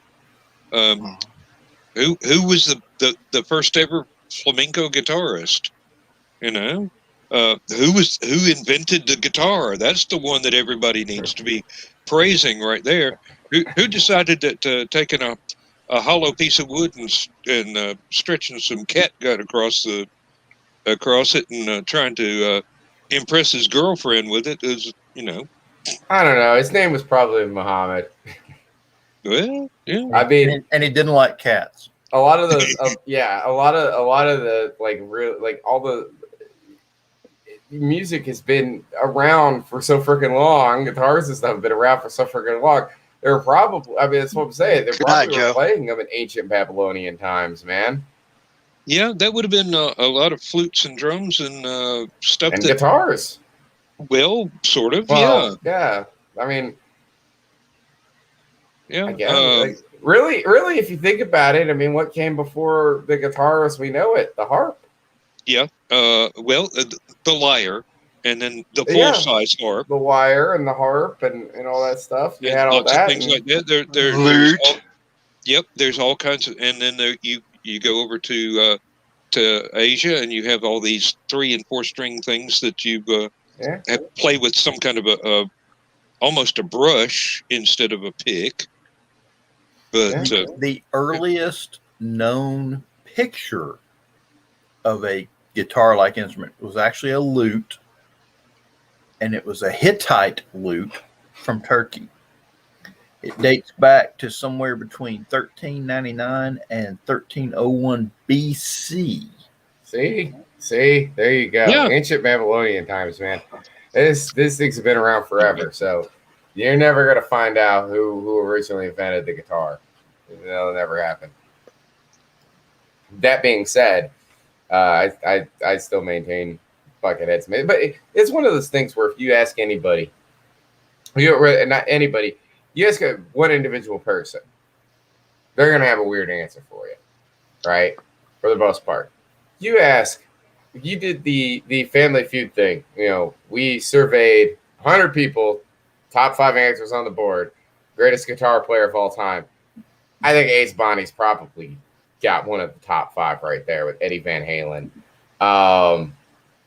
And then, from there, there's all sorts of different people that you're going to think of first before you think of the really weird stuff. You're just asking an average everyday person sort of thing. I'm sure somebody would probably say, if you were to, and again, it's also a generational thing too. You ask a bunch of young people today, if you were to ask them, who's the greatest guitar player of all time, and also regional, if you ask a bunch of guys from the Midwest, you think a bunch of kids from the Midwest and ask them, who's the greatest guitar player of all time? They might be like, Mick Gordon. If you ask from California, greatest guitar player of all time, and you ask a bunch of kids, they might say, some guy from like I'm trying to think of one of those bands that's around nowadays. They might say Brandon Urie from Panic at the Disco. I don't even know if he plays guitar. If you were to ask, guys around my age here in the South, greatest guitar player of all time, they'll say Van Zandt. It's just anywhere you go, it's crazy like that. There's so many amazing guitar players. And what's really crazy, and this is something that I brought up in the 2000s when I was really young during an argument. You gotta think about this for a minute. When you think about all these guys that can play different instruments and stuff like that, they're only known for playing one style of music. Doesn't mean they can't play anything else. Think about Slipknot for a second. Everybody's all like, Slipknot, they play this heavy metal. Yeah, it's true. They do. They play metal. That's what they do. But on their very first album before they were ever famous, the one that they released when they were still independent, they have a song on there where they keep constantly breaking away from heavy metal to just do jazz instrumentals for like 2 minutes. Oh, yeah. These guys could do jazz. They could play jazz. They could just turn off all the distortion and everything, just go right into these amazing jazz parts, just out of nowhere. They could play blues. They could play, rockabilly. They could do all that stuff. There was one type of music they all wanted to play, and they all got together and played it. Mm-hmm. That's why I hate when guys I love Henry Rollins, but I hate when he craps on cover bands, because it's like, if they're a good cover band that can do a whole bunch of different genres, those are guys that are multi-talented. Yep. It's different from just playing one style of music. But I will say this, and I hate to crap on some of the guys in one of my favorite genres of all time. As far as amazing guitar players, punk rock doesn't have them. Maybe Devo, but the rest of the punk rock bands out there are not very good. Yeah, but Devo was aiming for kind of a minimalist thing too, though. I like, because to me, Bob Mothersbaugh is one of the best guitarists of all time, right? But he would get his fingers blown off by any of these other bands, the guys that we've mentioned, honestly. But still, as far as like punk goes, he's probably one of the better ones. You got to remember, in a lot of bands, punk bands, there were no solos, no hooks. It was just angry guitar playing and some guys screaming, political stuff into a microphone. That's basically what punk was. I hate to say that because it kind of makes my genre of music that I love so much. It makes it sound like these are just a bunch of goobers who don't know what they're doing. But if you listen to punk music, you know that for a fact. Like they don't. There's not a whole lot of variation. It's a lot of power chords. It's a lot of power chords and a lot of repetition. No arpeggios, just the same note over and over and over again. Oh, I see you bought the 2-volume set of the Ramones' greatest hits too. Oh, Yeah, I mean, there you go, I right did. there. You know, Johnny. 2-volume set. It's about a 16-volume set. Believe me, I collected the No, Ramones. because every song on there's a 2-volume greatest Ramones hits thing. That every song on it's like 2.5 minutes. Not Yeah, you know everything they did yeah. was about 2.5 minutes. You know, They wanted to take rock music back to the roots of rock, where all the songs were 2-minute songs. You got to remember when the Ramones were making albums in the mid 70s, and they were everybody. You had groups like Foghat and Kansas and Doing 7 and 8 minute songs. yeah, exactly. And and the Ramones were saying these were snooze songs. They were so long. They they really thought that they were losing where rock was going, and they call the 70s the splintered 70s for a reason, because it did splinter off into so many factions and that. Yeah, I mean, I lived through it. I understand completely. And so many different styles going on at the same time. right, and I think a Devo is more synthopop than I do punk. They don't, maybe post punk. you gotta listen to their early stuff. You gotta listen to their early stuff. Yeah, The hardcore era of Devo, where they were literally going to shows to piss people off, is some of the most punk rock stuff they've ever done. I mean, that's punk in a nutshell. You're trying to piss off the people that think they have power over you. Yeah, they did this one. This is a amazing true story. I love this. This was like early 70s. You know, we got to remember these guys were college students during the Vietnam War at Kent State. mm-hmm. So they were they were already kind of militant, and then that happened, and then that really set them off. Mm-hmm. And because they had, I mean, one of the guys in the band was there at the protest. The other one knew one of the girls that was shot. So, that kind of emblazoned them to be what they became. So they go to this one gig. It was a Halloween show at this party that was being hosted by a local radio DJ that was famous in the area and well known in the area. It's a Halloween party they go to do, and they show up to this Halloween party. They claimed, in order to get on the bill for this Halloween party, that they were a Foghat cover band. They show up. They're all wearing these clear plastic masks with airbrushing on them that makes it all look like they have the same face. They're wearing boiler suits and hard hats, and they show up with all their equipment. And they get on stage. They get the radio DJ guy to introduce them, and he's just all like, "What the hell are you guys wearing?" And basically, he proceeds to roast the band for like 5 minutes, and then they get off. And then he gets up there. Jerry Casale gets up there on the microphone and is just all like, "Hi, we're Devo. We're a cover band. Here's one by Foghat," and then proceeded to play their own music. Oh, and yeah. Jerry Casale tells this story about how, like, everybody in the back this whole entire time they had tanks of nitrous oxide and beer. That's what they had at this party. So all these people in the back were drinking beer and taking hits off the nitrous oxide. And he said, it really took the entire crowd about 30 minutes just to realize how pissed off they really were. They get to near the end of their set, right? And by the way, they're supposed to be opening. They're opening for Sun Ra, right? So they get near the end of their set, and they get in the microphone, and they're just like, "All right, this is a real man song here." And so they start playing. They're already over by like 10 minutes at this point. This is supposed to be their encore song or whatever. This is supposed to be the last song they're going to play before they get off stage. They launch into Jocko Homo. And it's not like the version that you heard on the Are We Not Men album. This is the original version with the harsh guitar and the weird drums. And I mean, they just really are going into it, screaming into microphones, smashing things the whole entire time. It's like a choir concert almost. And they get to the part where they're doing the Are We Not Men chant. And it is going on far too long.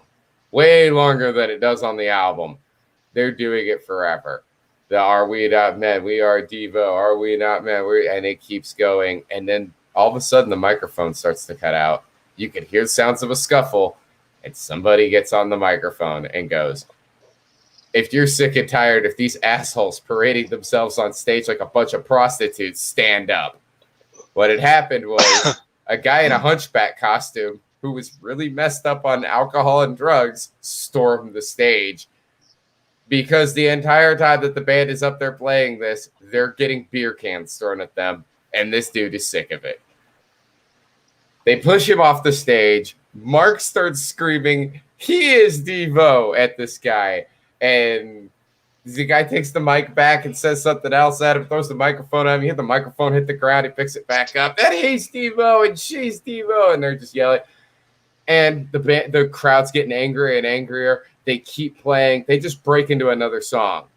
The final song of the night, which is a song called, and I quote, sorry, I hope we don't get demonetized for this. I need a chick to suck my dick.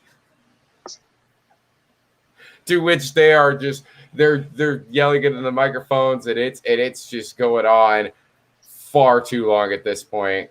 And they're getting near the end of they're still playing the song. They're trying to stay on stage as long as they possibly can. As they're playing, they're going into like, it's like the kind of like the fourth stanza of the song. They're not even singing in the microphone anymore. They're just playing their instruments as loud and as fast and as distorted as they possibly can, as you start to hear things getting unplugged. And the drummer is just sitting there the whole entire time, just drumming along. Like, doesn't even notice. Doesn't even care that you can hear amplifiers and keyboards getting knocked over and things are feedbacking and guitars. And as the music begins to die down, you start to hear the crowd is applauding this whole entire mess. They're all clapping along and cheering about the fact that somebody has finally got on stage to kick the band off. And that's about the time that Alan realizes something's wrong and starts to slow down his drumming as he watches. What the hell is going on over here? Right? So you see, and he finally stops. And once he finally stops drumming, you can hear faintly before the keyboard gets unplugged. The only thing that's left plugged in at this point is a bass guitar that's feedbacking into the monitors. And you can hear, there's another band ready to go on. You guys have been up here playing for 20 minutes. Yeah, well, who the hell are you? I'm the guys managing the show. There's another band waiting to go on. What are you guys doing up here? These people have throwing beer cans at you and shit for 30 minutes. There's supposed to be another band to go on. What are you guys doing? He said, I'm telling you to get out of here. That's what I'm doing. Why don't you get out of here? And he's all like, yo, you got to go. You got to go. Oh, fine. I'll go. I'll do that. You know, he comes over and you finally hear the bass amplifier get unplugged. I'll unplug you sometime. And then you just hear the guy turn around. Let's go right now, motherfucker. And then you realize it's Jerry Casale because his wife is going, Jerry, no. And that's when the tape ends. That was one of the greatest shows I've ever had the pleasure of listening to. Old school original punk rock Devo, when they were just, their whole entire point was screw contemporary music. We want to piss everybody off. And it's awesome. It's just all distorted guitar and the filthiest, most Frank Zappa lyrics you've ever heard. That was back when Devo was really, really good. They mellowed out in the 80s. That's those Motherball brothers. Those Motherball brothers were a bunch of mothers, wasn't they? Yeah, the Motherball. They, their dad was into it. Their dad thought that stuff was funny as hell. He did stuff with them all the way up until the day he passed away. And their mother was in a couple of their videos too. Yeah, both of them were. His dad was General Boy in the Devo videos. General Boy. And like I said, he did stuff with them until the day that he passed away. General Boy was still around helping Devo out. And promotional material. But yeah, no, as far as that goes, like, you listen to that old, it's the considered the hardcore era of Devo, and a lot of that stuff is just weird.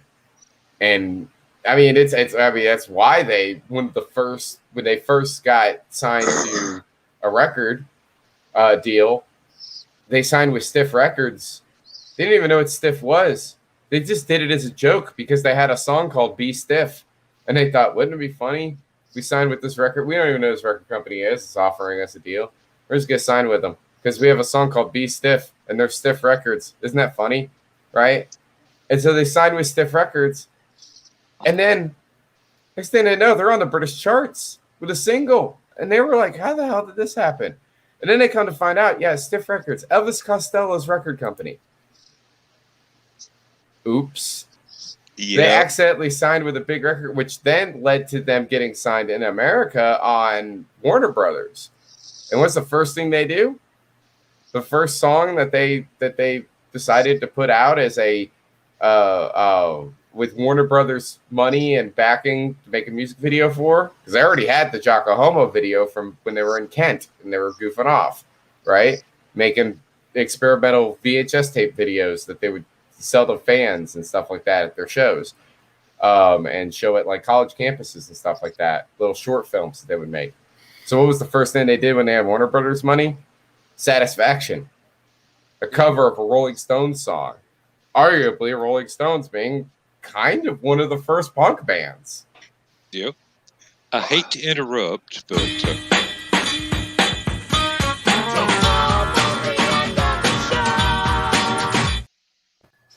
You beat to it. yep. And let me go ahead and pull up another screen so I can get Last Man Standing queued up and ready to go. Because we've got, well, I'm not even on that screen anymore. We've only got a few minutes left for Stupid O'Clock. Before StreamYard tells me I've got to get Last Man Standing underway. So, Dan, did you just put out the show's almost over snippet? Yep. Yeah. I never saw it. I didn't either back when I didn't have a computer with a really fast processor. There were I've seen it on this tablet before, but I've noticed the last, Thursday night and tonight both, I have not seen it. Really? Let's try it again.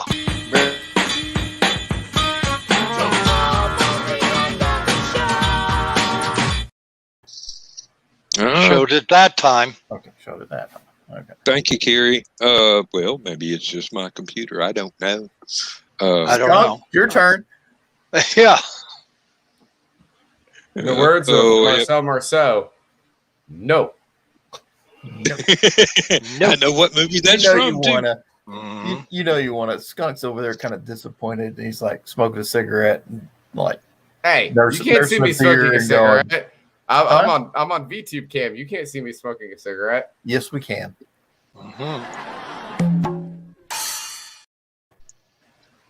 So, I saw Okay, that. John, you want to do the outro while I get Last Man Standing Heck queued up? no, but I'll do it anyway.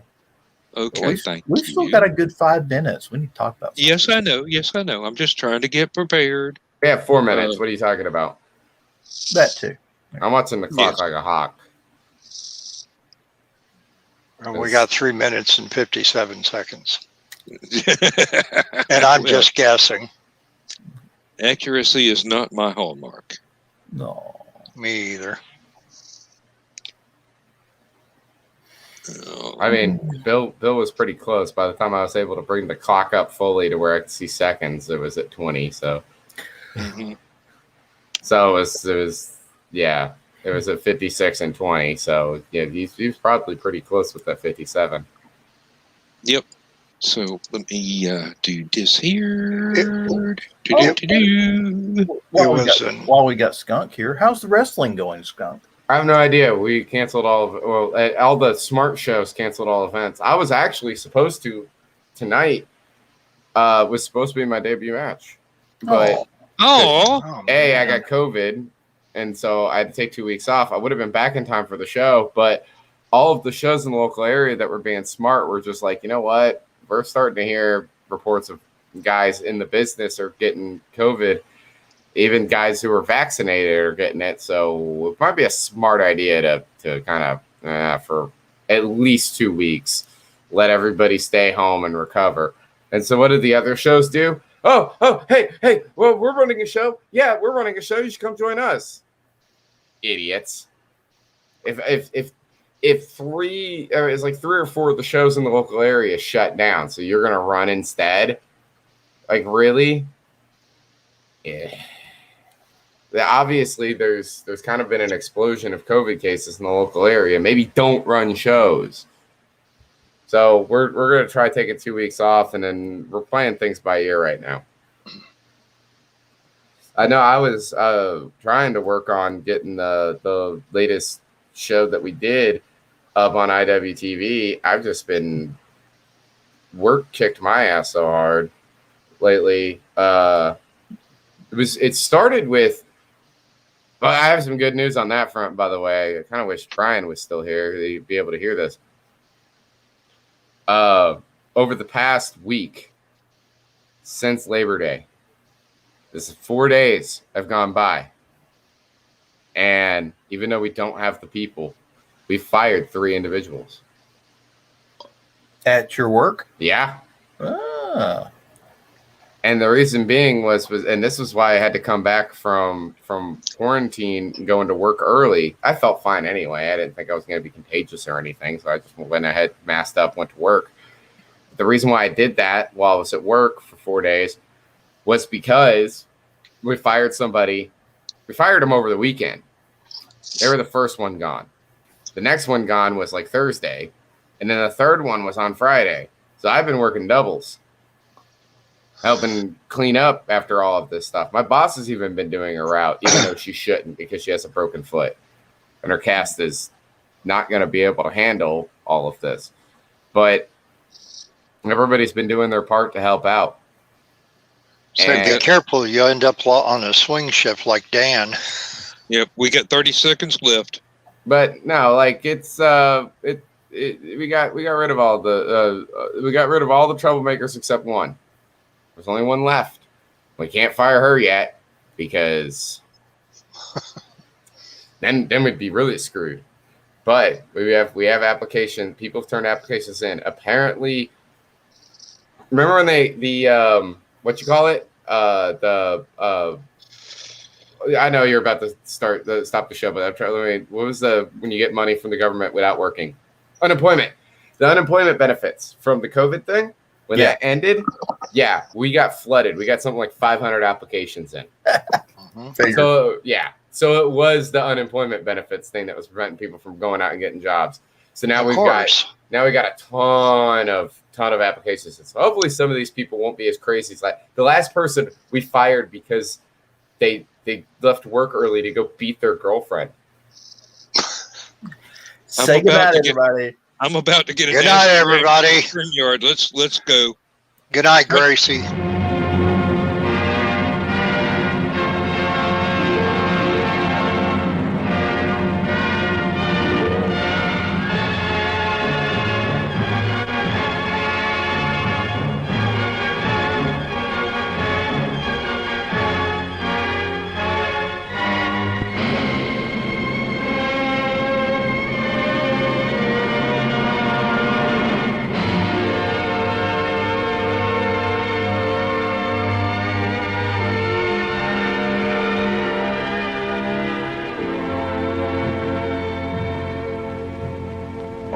Slept the surly bonds of earth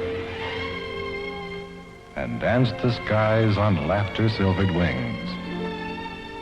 Sunward I've climbed and joined the tumbling mirth of sun-split clouds and done 100 things you have not dreamed of. Wheeled and soared and swung high in the sunlit silence. Hovering there, I've chased the shouting wind along and flung my eager craft through footless halls of air. Up, up the long, delirious, burning blue, I've topped the windswept heights with easy grace, when never lark nor even eagle flew. And while with silent, lifting mind, I've trod the high, untrespassed sanctity of space, put out my hand and touched the face of God.